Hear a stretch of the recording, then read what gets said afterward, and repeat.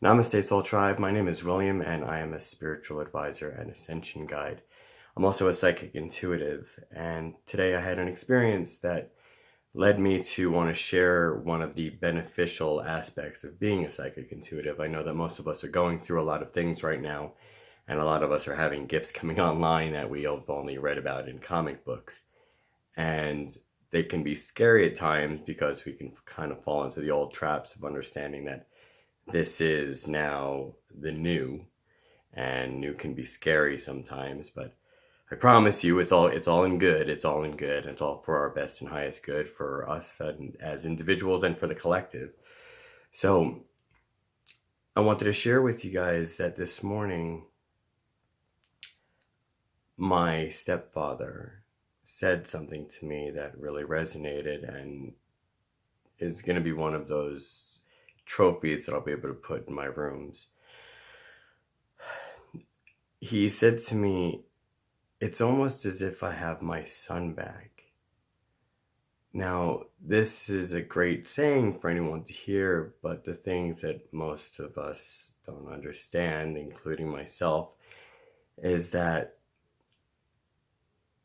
this morning I was visited by my stepbrother. I've never met this man, on this plane anyway. This was the second time that I'd heard from him. The first time being in 1995. In 1995, I was struck with a very serious illness called meningococcal septicemia. And it forced me into my first transition, my first death here on Earth, where when I ascended and I went to the other side, I had been walking down the street in what was, to my awareness, San Francisco, which had brought me to a building. When I went inside of the building, it was shaped more like a, let's call it a barbershop. In the barbershop on the right-hand side, there were 3 mirrors and there were 3 chairs. On the first chair, on the right-hand side, since I had sat in the center one, was a gentleman. That was Michael. That was my stepbrother that I had never met because a couple years earlier he had been killed by a drunk driver. He and his best friend were walking down the street, and a drunk driver had come along and hit them both. And he passed away, and they were buried side by side and head to head. This was very hard for my stepfather, and this happened before I came into his life, before we came into our existences, because he came in at the same time that my father left. So as I was losing a father and he had lost his son, it formed a bond between us. And when I was sick, his son had come to me. And during this conversation, he had said to me basically that I needed to go back. I needed to take care of our amazing father. And I was given a choice. And during that choice, it was also decided upon that I was going to come back.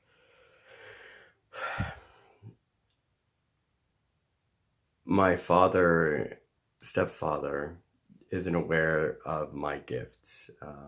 It's kind of been a big transition. He's not of the believing faith that most of us are fortunate enough to be able to reside in at this time. But he came to me, Michael, my stepbrother, he came to me this morning before my father had said that to me. So this did a few things. Understanding now that the reason why my stepfather had said this was because when my mother had approached him to ask him, he said, "I feel as if I have my son back." Because my son, meaning Michael, my stepbrother, They would go out together, they would have fun together, they would go do things together, they were like best friends. And just that one comment and being able to have full awareness of the profound healing changes that we as light workers and empaths can implement just by our pure intentions alone is beautifully magnificent.